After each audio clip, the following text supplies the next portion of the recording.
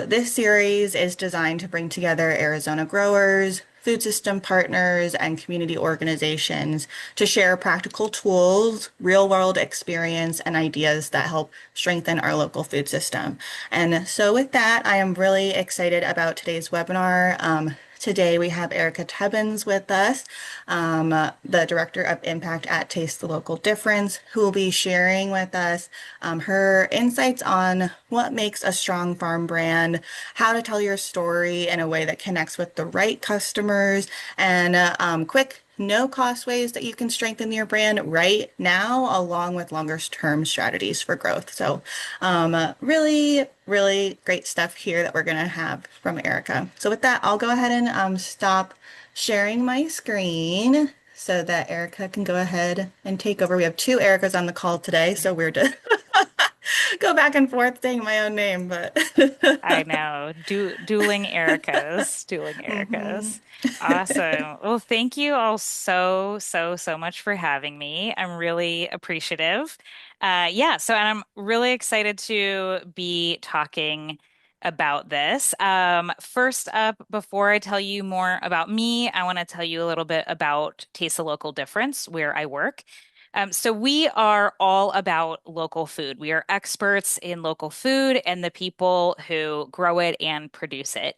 And that's because we are now in our 22nd year as a local food marketing agency that specializes in effective strategies, specifically for agriculture, food, and beverage producers. And we focus primarily on these types of businesses because we really want to uplift them and help them thrive because we know that when local food thrives, then the larger community that it is a part of also thrives. So we want to make sure that you all are successful.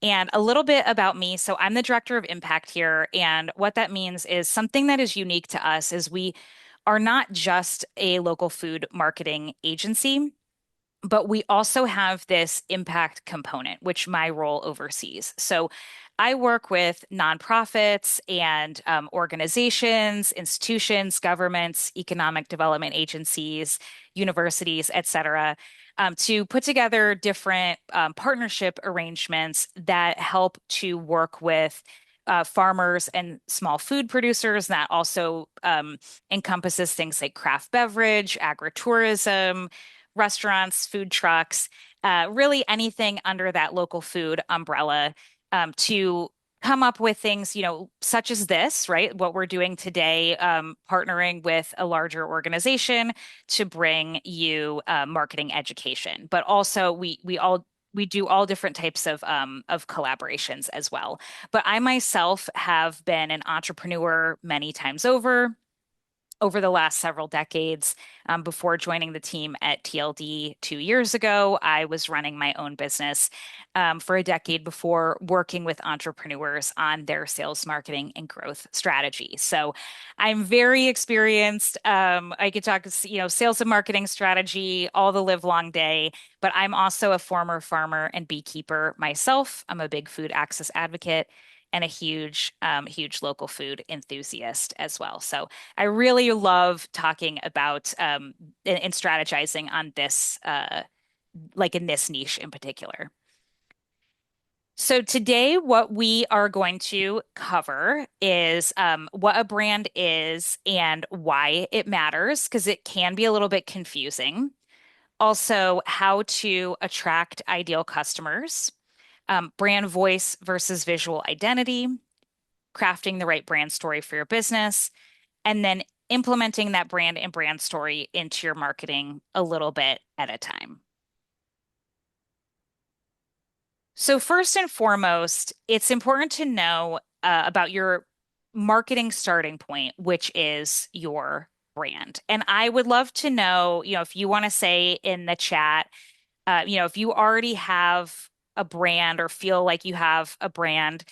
And then on a scale of, maybe 1 to 5, with 5 being like the most confident, 1 being the least, like how you feel about that brand. And I will say too, that it's okay if you don't feel super confident or you're not really sure or whatever, because as I've said, I have been an entrepreneur many times over. And one thing about branding is that it does not need to be set in stone. It can be in flux. I know even with my business, my consulting business, over the time that I had that business, I adjusted the brand like three different times, even though it had the same business name. It just evolved, right? So this is a very normal thing. So even as you're going through this today, if you're like, oh no, do I have to go out and change everything tomorrow? You do not, I promise. This is just really good stuff to learn and keep in the back of your mind as your business is growing. But your brand is your marketing starting point. And that includes your message, which we will get into. It's how people identify your business out in the world, and it's how you're going to encourage values aligned community to find you so that they can support you. And support can mean both with dollars and with also telling their family and friends that they should shop with you as well, or donate to you, or whatever the model is, right? So, what really is a brand? Because, as I said earlier, it can be a little bit confusing. A lot of times we think a brand and we just think it's a logo, right? It's your logo. And it is a logo, but it's more than a logo. It's all of the ways that you show up in the world as your business. It's the full identity of your business. So it's your business name, it's the logo, it's a tagline if you have one, it's the colors, the color palette, your voice, your values. It's, the font that makes up like the different fonts that you use in it as well. So this is one that we designed that I really love. I think is so fun. It's for a farm in the Upper Peninsula of Michigan. Oh, I should say too, I forgot when I was introing myself. So I currently live in Michigan. I live in Southeast Michigan, but I grew up in Arizona. I grew up in Phoenix. My parents and my brother and his family, they also live in the West Valley. So I am very, very, very familiar with Arizona. And so it's extra special for me that I get to present to all of you. And I have different examples from all over the place I'm going to be sharing. But this is from the Upper Peninsula of Michigan. This is one that we did, and I really like to highlight this as a brand because I think sometimes we think like, oh, in order to be professional, I have to be very serious. But they're clearly not serious, right? They have vibrant colors, they have a funny logo, they have a like a silly tagline, and you can see in their photos that they are letting their personality shine through. And I just really love that. So, why all of this stuff matter? Oh, I just realized in the chat, there's somebody here from in Westland, Michigan. Yay, that's awesome. I love it. Um, so why all of this matters is it's going to cut through the noise to grab attention. It's going to communicate a lot with only imagery and short phrases. So if you remember from the previous example, right? It packed a lot uh in just a little amount, just with some fonts, some colors, some photos, and a brief little motto. You get a pretty good sense of that brand in just a tiny little bit, right? And we're going to go through some examples here as well of other ones so you can kind of get a different sense of the vibe of different brands. But that's why it matters. And when built with intention, it will attract your most ideal customers. Selling will then be easier and you'll be able to develop raving fans more easily because you're attracting the right people. It also means you'll be attracting fewer of the wrong people. So there'll be less, like, especially if you need to sell your products at a premium price, there will be less having to like convince or explain why you aren't the cheapest, right? And it will make you recognizable and memorable. And this is also really important when what it is that you are offering is something that is common or more common. And what I mean by that is like, if you have produce, if you have flowers, if you have meat, if any of those things where it is not that people are coming to you because you are the only person on the planet that sells that thing, and therefore you have cornered the market, right? You're going to have competition. So you need to stand out from the competition, and your brand will help you. But in thinking of your target audience as people who can become raving fans, right? It's important that we actually think about this and are a bit intentional. So it's important to think about wanting to attract the best for you and not trying to be everything to everyone. And I know this can be a little bit challenging, especially when, I know because I've been a farmer before, and I know in any type of food business, the margins are very slim, right? So you're like, listen, I'm just trying to stay in business, Erica, right? But that is true. But at the same time, again, when you are competing, it's better to think about, who is going to automatically get it, who's going to be excited, right? Who's not going to need to be convinced, who's going to be happy that they found you. And if your business focuses on a few different offers that cater to different types of audiences, think about how to speak and market to each one specifically. So let's say maybe you do flowers, but then you also do like a veg CSA, or maybe you have like some meat animals and you also do fiber and you do, like you have just a few different things. Some of those ideal customers might overlap. It could be like a Venn diagram where it overlaps, and then some may not, right? So again, this is just about taking a little time and being intentional to think about it, and this will help speed up the rest of your marketing later. So now I want to show you some brand examples. I've expanded this a little bit more with the Mother Farmer one just to highlight. I added in another fun picture here because I just love this. She's got the sunglasses, she's holding the chicken. It's so great. And I really love this other illustration. So this is one of their logos. This is another one of their logos. And as we talk in a minute about like working with designers, this is one of the things that you can have. You can have like primary graphics and secondary graphics. And this is so fun because you can see here that like right away, actually, I would love to if you want to put in the chat, and that way I'm curious to hear from you all. I won't like give it away.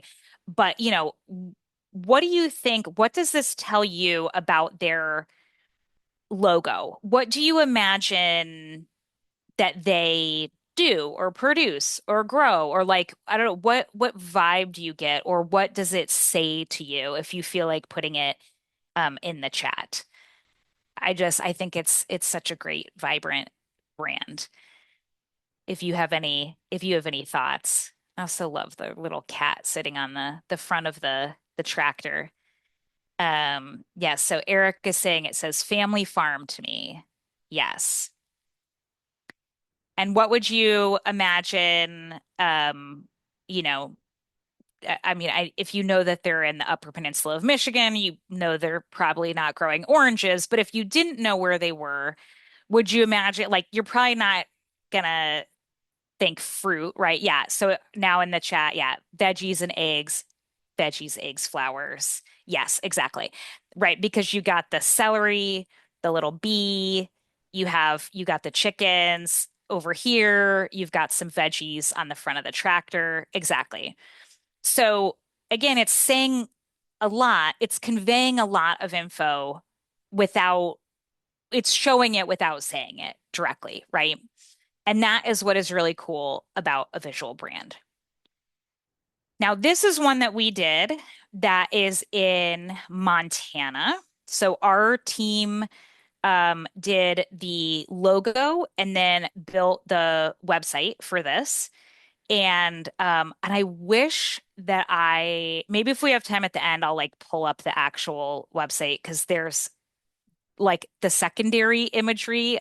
There's like all these cute illustrations. They look like block prints of the the like pig faces. They're really cute and amazing. I just love them. Um, and I don't feel arrogant saying that because I am not the designer on the team.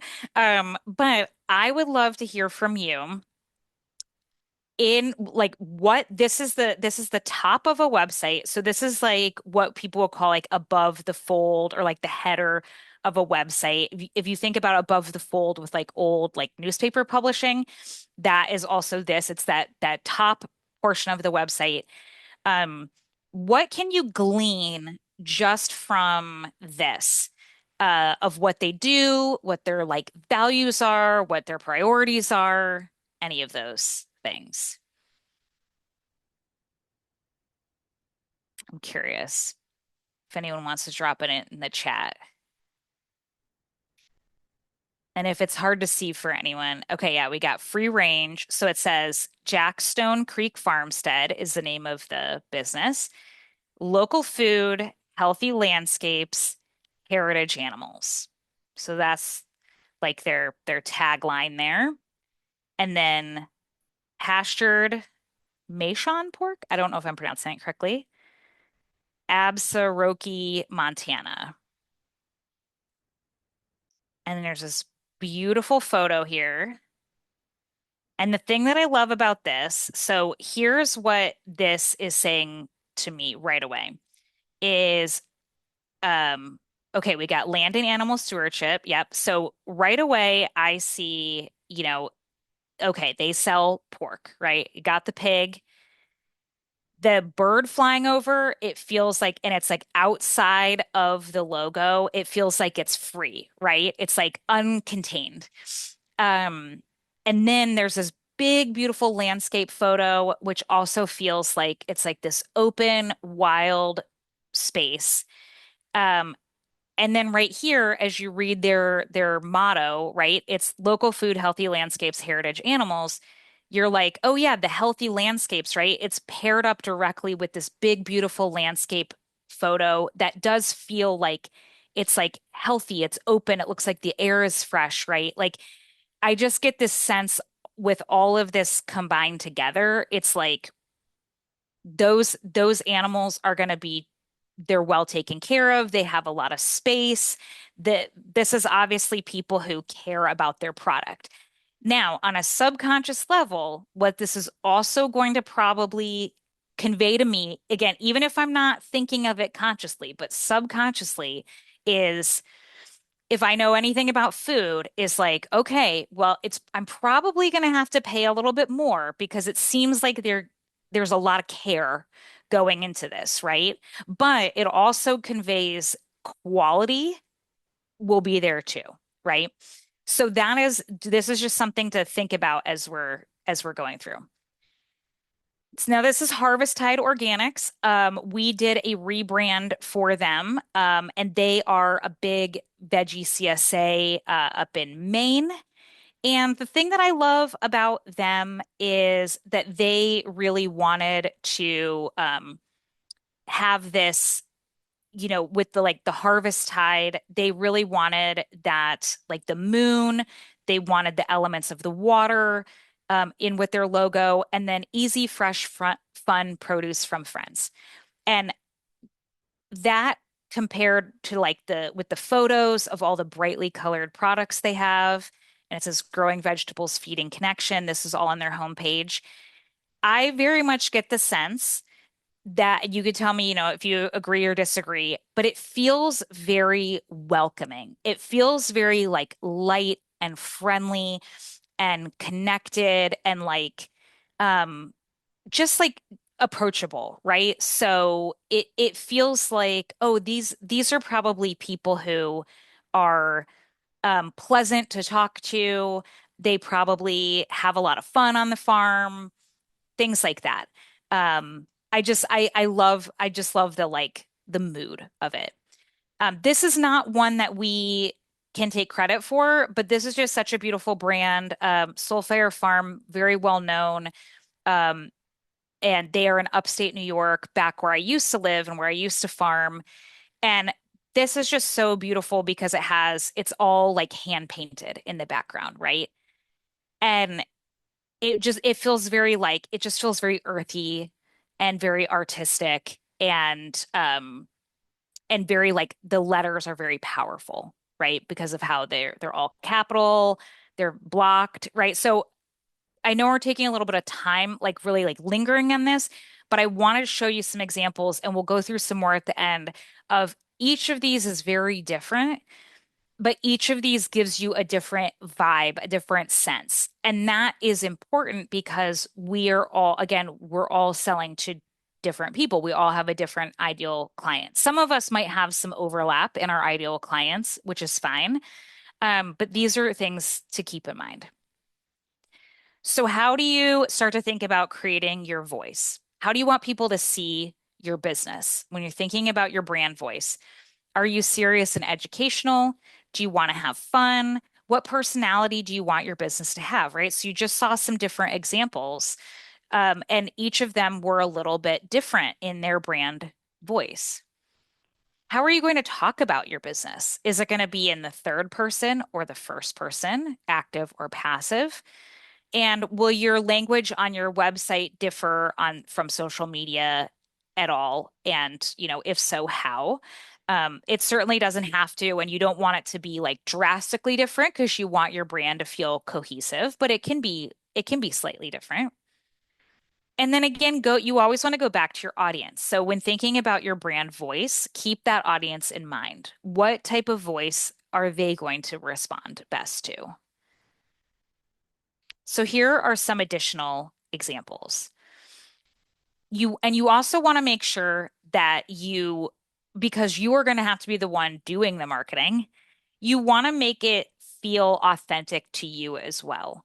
So it can be casual, approachable, or expert driven, or you know, some combination, right? So at Taste the Local Difference, our brand voice, we try to be the approachable, trusted expert. So what that looks like for us is whenever we put something out, we really make sure that there's no jargon, there's no industry jargon. Or if we are using an industry term, that we explain it very well, right? So if I say ROI, I will explain, oh, that means your return on investment, right? Because it's important for us to know that, or it's important for us that people know that we know what we're talking about, but we don't want people to feel put off. We want people to feel like, hey, this is the start of a relationship and we want you to feel in relationship with us and like you can come to us with questions and we're not going to make you feel like any question is a dumb question, right? So here are some examples if this was a garlic farm of just different types of voice. So one would be our gourmet garlic is bonkers good. You're going to love it. Trust us. Another could be come on down to our farm store to get a taste of our delicious garlic. And a third could be don't settle for anything but the best. Our heirloom garlic bulbs are uncontested. So just little tweaks and changes there. You could also, if you have like colloquial things or like an accent or slang or anything that is very natural to you that you want to fit in, go for it. Just make sure that it's consistent throughout.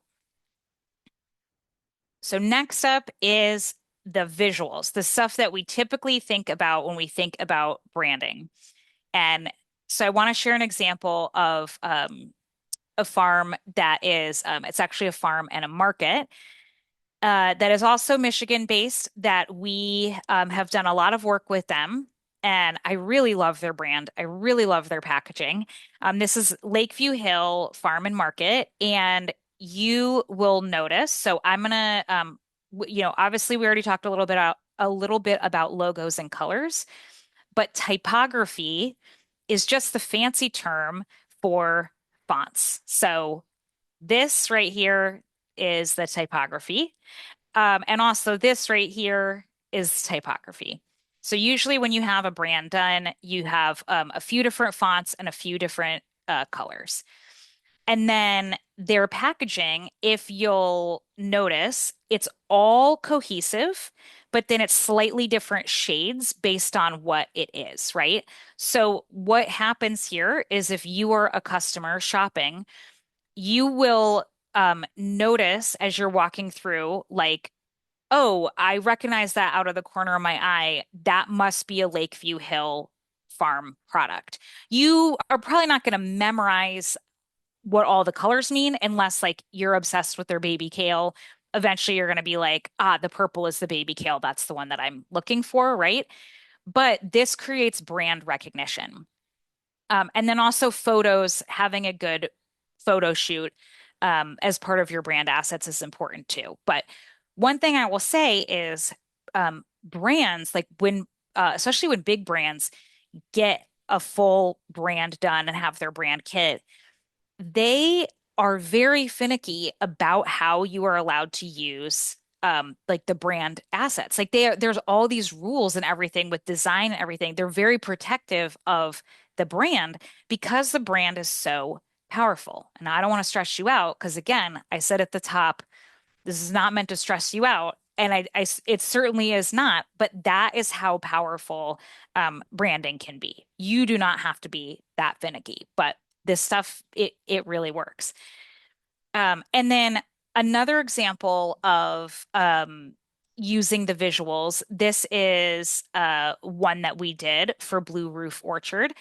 This is the logo. And then we also turned it into custom packaging. So one cool thing you can do with your logo, or with, different elements of brand design, if it makes sense, is instead of on the previous one where it was the stickers on the clamshells, this is actually their CSA share boxes have been custom designed and they got a van wrap. So as your business grows, these are different things that you can do with your brand. Very cool. Now, this, I don't expect you to memorize this. This is great to come back to on the replay. It's just a really helpful resource for working with a brand designer.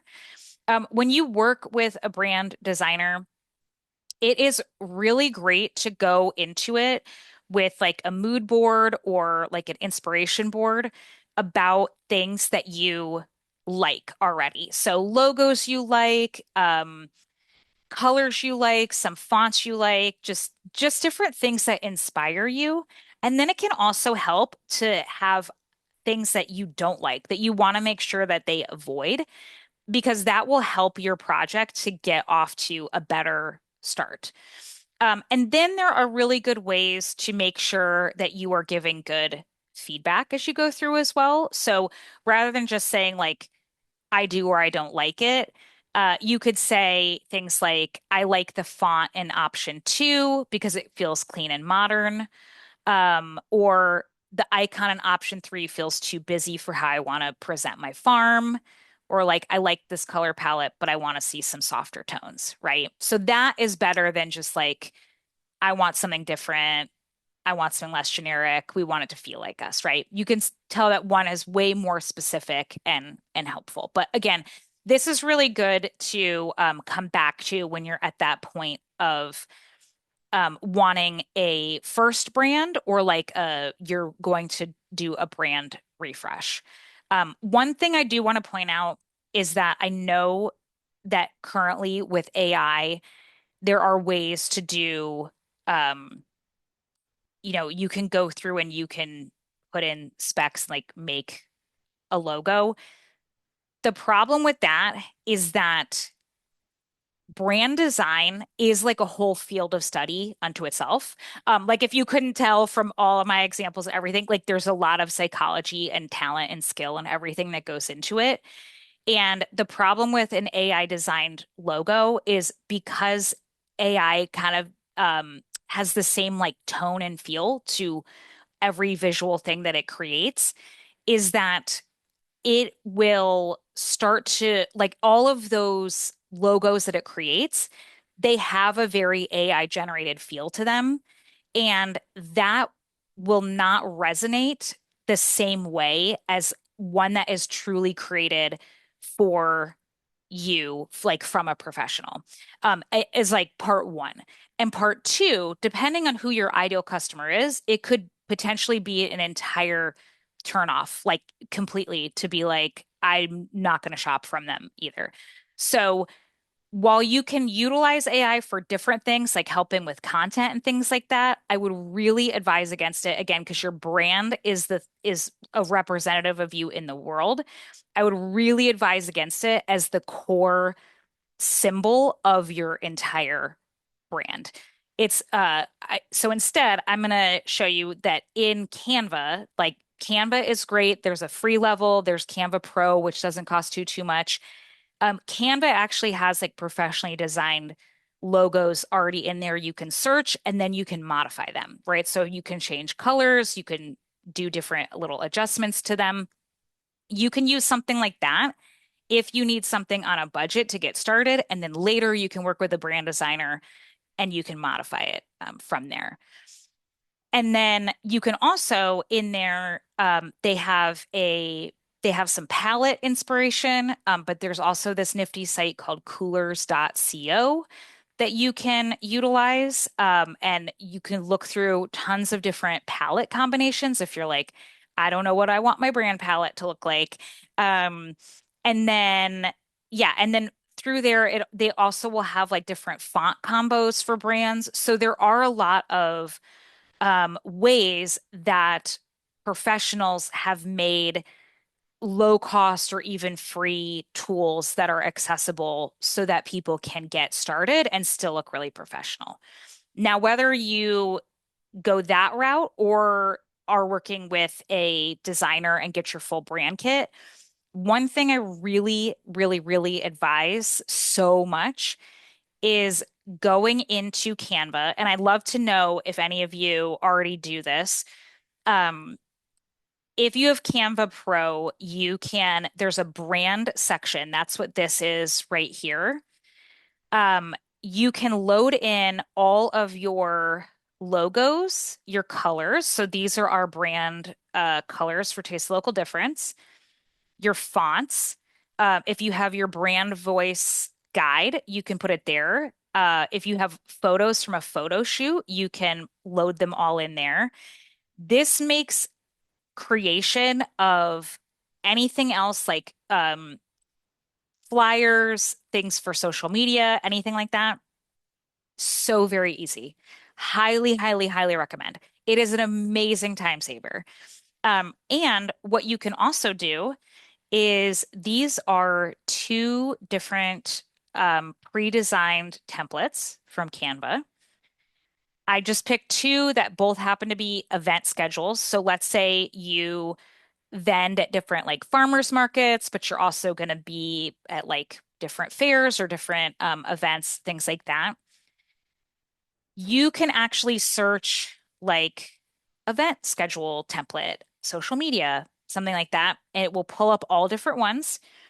So you could find one that looks the most, as we say, on brand up here. And then every single one of these elements you can swap out. So once your brand is loaded in here and you can take one of these templates, you can actually go in here and you can click in any of the fonts and swap it for one of your brand fonts. You can click the background color and swap it for one of your brand colors. Same thing with all of these, right? Same thing, even these little side elements, these little guys. You can very quickly swap out all of the elements on a pre-designed template into your brand. So, because we cannot all afford to have like a professional designer on staff, right? So that is your handy dandy workaround right there.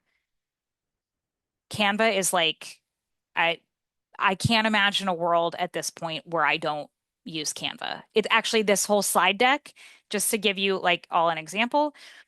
We have like templates. You can make your own templates and then like have them in your account. Like we have different templates for these presentations. And people always say at conferences and things like, your decks look so amazing. And they do. But like a lot of that is simply because they are in our branding. They're very cohesive. They're very clean, right? But they don't take us tons of time to make because we have all of the elements ready to go. So It's about, we all want to work smarter, not harder, right? So how do we next up develop brand stories? So this is the last little bit of the like, I know it's like a lot of heavy foundational stuff before the sort of like more putting it into practice, but the foundational is really, really, really crucial. So, first up, you have to identify your unique value proposition. We're going to work on some of this a little bit later. So, when you leave today, whether it's your first time doing it or it's a good, refresh to get back to like, oh, yeah, what does make you stand out so that marketing can be easier? We're going to work through some of this together. But this is what makes you unique. It sets you apart from the competition and it makes you valuable to your customers.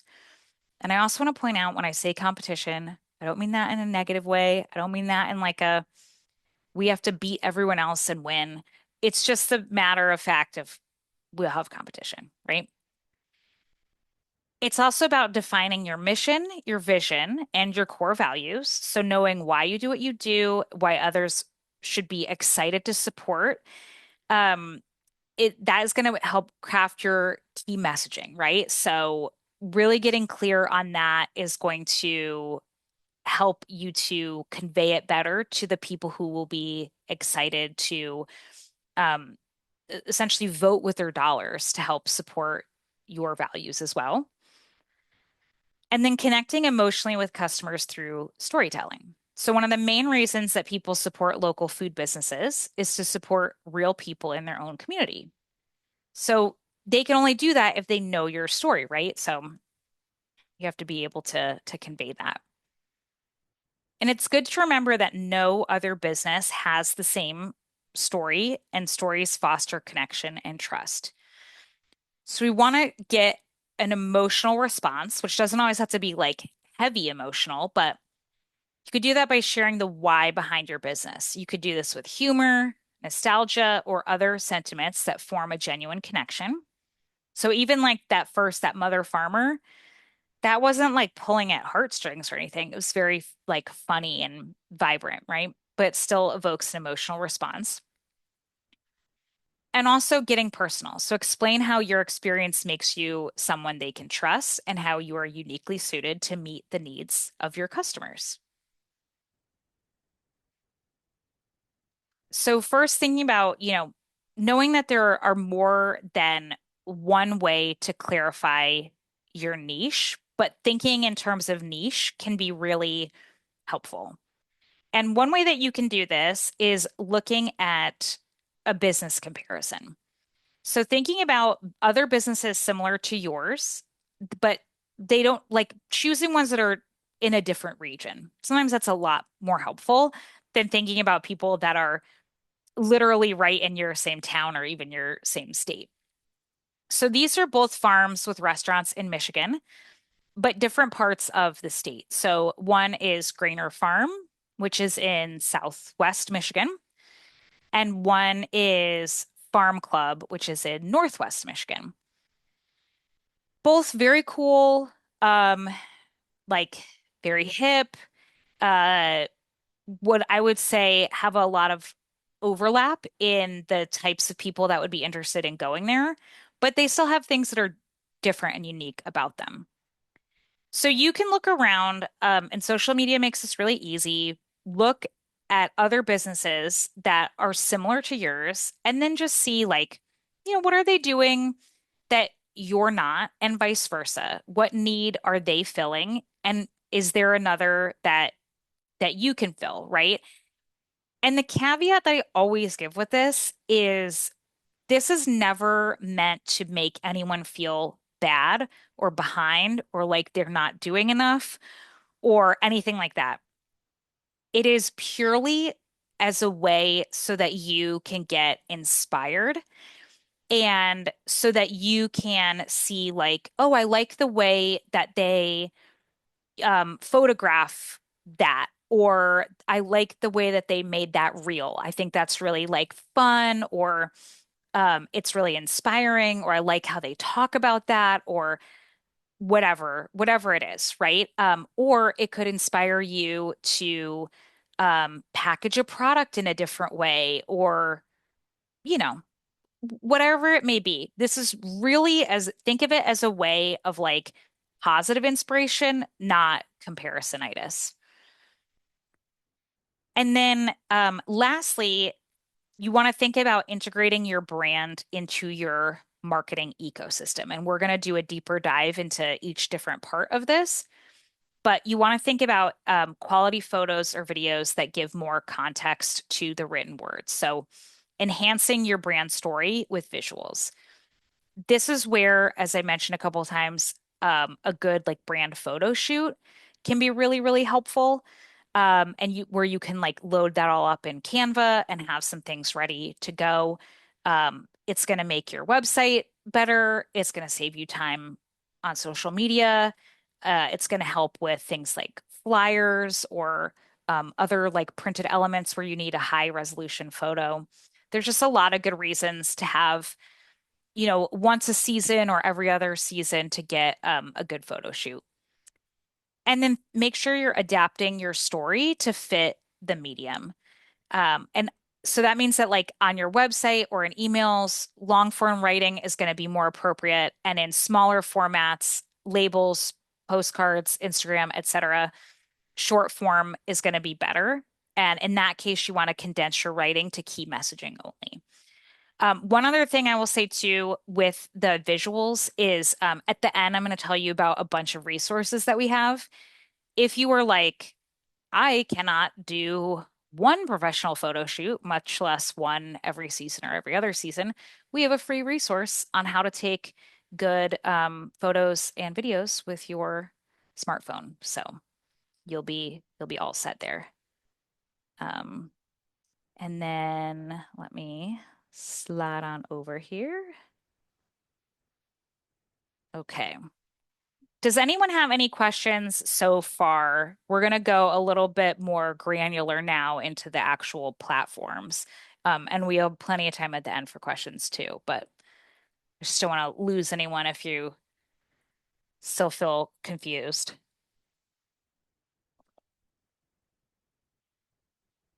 Okay, so now if you have your brand, here's where it's good to put it. Social media. Really, really, really, really good idea. Really good idea. Please have your logo as the picture. And make sure that your logo is also like the file is good, like it's the right like file size and everything so that your logo is readable, it's not grainy, anything like that. Um, this is really great. I saw earlier today, I was looking at something, it was like a B&B in Maine. Um, and they had swapped out like a image that they had made for an upcoming Mother's Day event and had it there, which like I get the intention, but the problem is there's so much information on that graphic that it was hard to read. Um, and because you can't zoom in on it, like there's no way to zoom in on the logo, it was kind of lost, right? So better to like make that a big post and just pin it, but keep that the same, right? So then you also want to have, if it's like Facebook or a different platform like a LinkedIn or anyone that allows you to have a larger banner at the top, great to have a really nice photo. Like here, they have the really beautiful photo.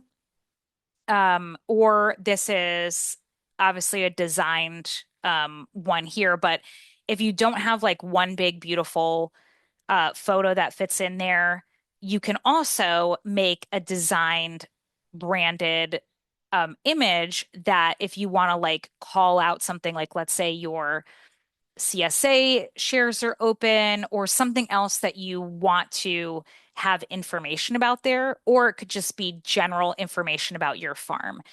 So if you remember that Jackstone Creek, how it had the three things of their motto, right? That could be like the photo in the background, and then it could have like the three things of their motto overlaid over the top in their font. That would look really beautiful at the top up there, right? So different ways you can do it, but again, just thinking about really intentional about it's this is different. This isn't like a personal profile where you could just kind of have whatever. You want to be thinking about it from the vantage point of somebody who is a potential customer coming across this. And if you're not sure, you can always have a few people look at your stuff and then give you feedback. Um, Now, in this vein, while we're talking about social media, it's also a good idea to think about your bio as well. Because I know back here, they're doing a great job of their bio. So let's talk about what makes a good bio. First and foremost, make sure you are using all of the real estate in the bio. It's usually a different character limit on different platforms, but take advantage of it because it's there and it's free real estate. So even if you can't keep up with posting, that way if somebody lands on it, finds you, they can learn about you, and then you can point them in the direction of somewhere else, like your website or something, right? So you want who you are, what you do, where you do it, and then you can incorporate brand values and also other details that make it really personal and help to increase authenticity and findability. So this is a CSA farm that is in Michigan, and they are doing a great job. They have their logo here. And right up they at the top they tell you, North Harvest CSA, Michigan Farm. This lighter color gray is the category. Not every platform will give you like a category option, but Instagram does. They have right away cultivating community. So they're telling you right up top what they're all about. I love that. Then they tell you they're a small farm in the Keweenaw. They got vegetables, flowers, and more. I love the little emoji, just, because we skim really quickly usually when we're reading, so you can see right away what they have. And then for the winter season, order sourdough bread via the link below, and then they have their link tree. Very easy, right? You get a ton of good, clear info in this little tiny bit of space, right? It's perfect. So great. Um, Let me click ahead. I'll let you watch this really quick.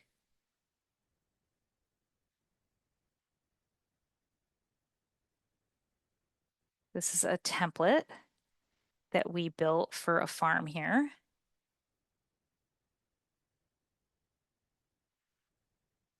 And this is another place where you can save yourself time and add your branding and create a really good customer experience. So it also makes it easier if you have a point where you can delegate out something to somebody else, is if you already have a template with the different sections and it's all branded, then you can just tell the other person what goes in them and then you can hand it off to somebody else. So it's good to have your logo, website link, social media links, address, and contact info. And don't forget strong CTAs. And remember, because I don't do jargon, CTA stands for call to action. And a call to action is like this right here, sign me up. So they're talking about their summer CSA. Very, very clear. You know exactly what to do. And then there's all the info down there, right? Easy peasy. Email marketing templates are great, but you might not be at a point yet where you're doing like full-fledged email marketing. That's fine. You can make a footer in your regular email. So these are our company footers. This graphic was designed in, you guessed it, Canva. And then they just get embedded in the email. And then we have some other info. And you also can have, your logo or some other brand elements, website link, phone number, your title, and any other important info specific to you or your business. What you don't have to make it doesn't have to be overwhelming or anything like that, but you can have it be branded so that there is a brand moment, if you want to think of it that way, whenever you are sending an email that people are associating you with your business and your brand and they're knowing how to find you. And then also your website. A website is so important. Um, I say this all the time. I know a Facebook page is very easy to set up, and I know it's free to set up. But unless you are personally Mark Zuckerberg, and I don't know why Mark Zuckerberg would spend 90 minutes with us in the middle of the day, um, you will run into an issue if something ever happens to that Facebook page, which could through no fault of your own, right? It happens all the time, that people will get locked out of their Facebook accounts and then all of that stuff goes away. Like, unless you have a contact at Meta, and even still, sometimes then people can never recover their business pages. So, yes, it's good to have Facebook and Instagram and stuff for your business, but it's not digital real estate that you own in the same way that a website is. And there are now platforms that make it more affordable and simpler to set up your own website. And so I really, really, really recommend it. And things you want to make sure are that your business name is clear, um, that your logo is in the proper file format. So it's not grainy. It doesn't have like the white box when it's in dark modes. You want like a PNG file with a transparent background. You want your font consistent with your other marketing materials and your brand colors represented. And then remember, we were talking about before about like the top of the fold and stuff. You want to use that wisely. So you want to capture attention with clear and compelling brand message. You're using strong brand voice and sharing your brand story.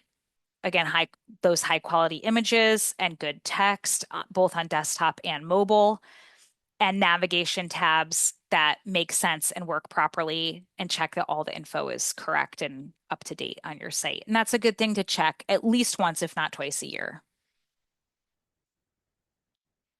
So we're going to share, I'm going to go through another few brand examples, and then we're going to do an exercise, and I'm going to do a few marketing audits. I know there's a question in the chat too.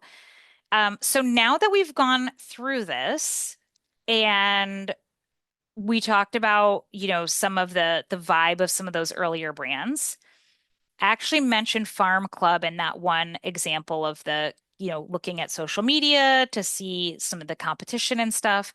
This is a larger, a more clear example of Farm Club here. What do you get from this? So this is obviously an aerial view of part of their um, property here. This is the farm store. I don't have a picture of the restaurant, but this is their logo. What adjectives does this convey to you? I should say this isn't just like the farm store. This is the photos of the farm store on their website. And this is also the photo aerial view on their website. So what comes up seeing this brand? Yeah, natural, simple, clean, luxury farm to table, clean and fresh. Yep. Nostalgia, comfort. Totally. Here's another one. So Providence Organic Farm and CSA is not too far from Farm Club in location, but a totally different vibe, right? So if this is hard to tell, this is a guy on a tractor up here.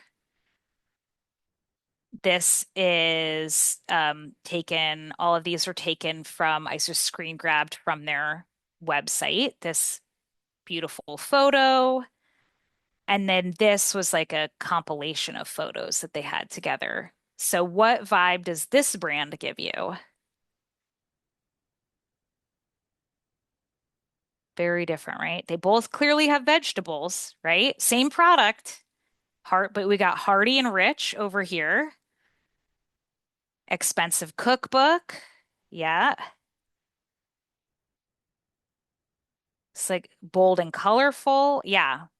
Whole different vibe. Isn't that interesting, right? Whole different thing. And then we also have Deep Roots Produce, which does a really cool corn maze every year. Say produce farm and petting zoo. And you'll notice they have these like watercolor illustrations down here. This is the top of their homepage. And then they have some other, um, this is just some screen grabs from their website of what they offer. Any thoughts, any adjectives on them?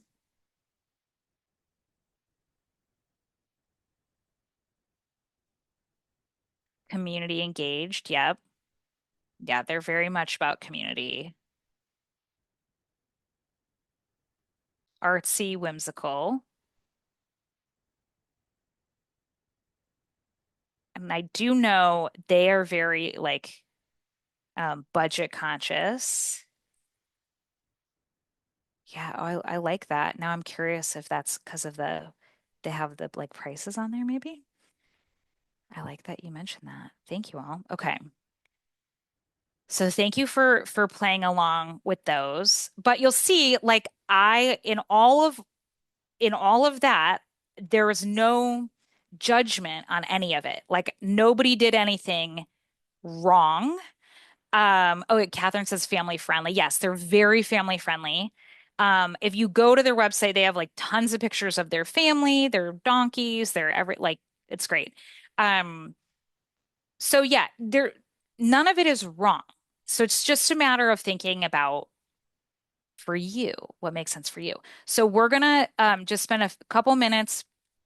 I'll leave this up for a second. I think Erica's gonna put the link in the chat as well. You can download a copy of this to have it and go through it more later. It's not super long, but we're just gonna look at a few of the questions together that are um, kind of like good high level questions to think about with your brand. And these are always good ones to think about if you're like, how do I want to talk about myself on in my like bio or on my website or, any of those places where I set, in my emails, in my social media content, any of those places. Um, this is really, really helpful. Or even as you are going to work with a brand designer to think about how do you convey about what sets you apart, right? So this is your all about your brand story. So you want to think first, think about your audience. Think about how are they learning about you? And what do they seem to have in common? And, bonus points if anyone wants to tell me in the chat. Um, I always love to know from people. This is, I think, a really interesting thing when people realize what their customers have in common, or even like a portion of them have in common. Um, and again, you feel free to spend some extra time on this like later. But what's really good about this is once you know what they have in common, it makes it easier to know where to allocate your marketing budget. And by budget, I don't just mean money, I mean also like your time. and your other resources. So if you're like, where should I put up flyers? Where should I, like, what types of events should I do? Somebody reached out about this like paid ad. Will it be worthwhile? You can think, do my will my people come across it? Is that where my people are? Yes or no? And then it will make you a better marketer.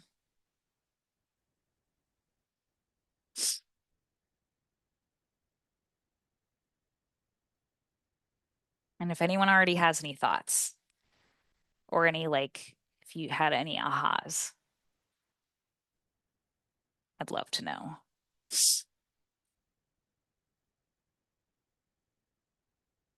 And then what inspired you to start your business? And what problem were you trying to solve, if there was one?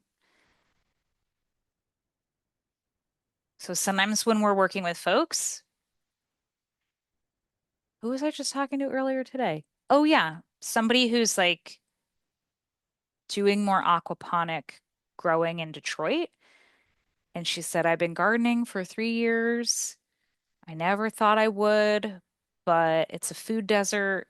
And I got sick of not having like fresh food around. And so I just started gardening. And now she's like turning it into a business. So sometimes we get into what we do on accident, right? I know when I had my farm, I never in a million years thought I would have a farm.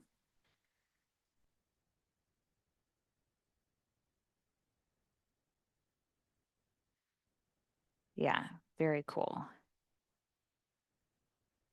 Some people I know are like, I had a chronic illness or somebody in my family did. And then, you know, you end up like moving out of the city and then you have like it, you buy one chicken and then all of a sudden 5 years later, you're like, oops, I have a farm, right? All kinds of things happen. And then your values and your key messaging. So think about what are your values and any key messaging, feelings, or adjectives coming to mind that describe your business. So this one I would definitely, I would love to know. When I had my business, well, at Taste the Local Difference, we have our values listed. Um, when I had my business, I had a on my About Me page, I had my values listed.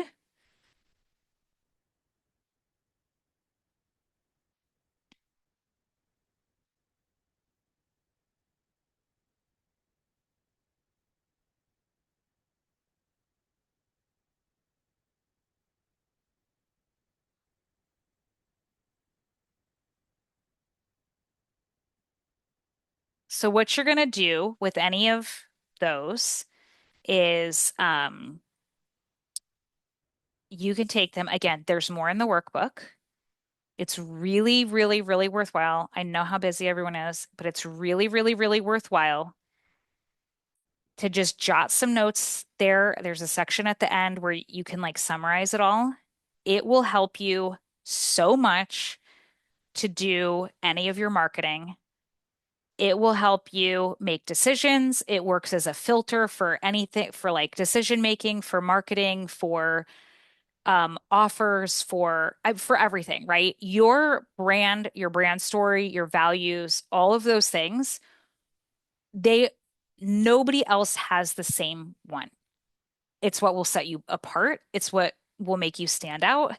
It's what will attract those ideal customers. And I know sometimes it can feel like maybe a little vulnerable or whatever to share, but really and truly, um, if you try to market to everyone, you really end up just watering yourself down and you market to nobody. It's better to market to what is true and authentic about you and really stand out in a way that is true to you. And that will bring the best, most aligned customers your way. And then as I mentioned earlier, we have a lot of other resources. So on localfoodmarketing.com, there's a tab that says resources. There's tons of other free resources. There's downloadables, there's webinars, there's a million other things. There's also our weekly newsletter, which has a free marketing tip in it. There is that photography guide that I mentioned. There is um, social media post to pre-schedule guide. There's things about email marketing. There's so many. There's like a guide for everything on there. So definitely check that out. And then there's also my contact info. So later, if you're like, oh, shoot, I thought of something else, feel free to message me too. And thank you so much, Erica, for everything. I learned a lot. I really enjoyed seeing all of the different types of farms and really what branding can do to tell a story. So much appreciated. Yeah, thank you all for having me.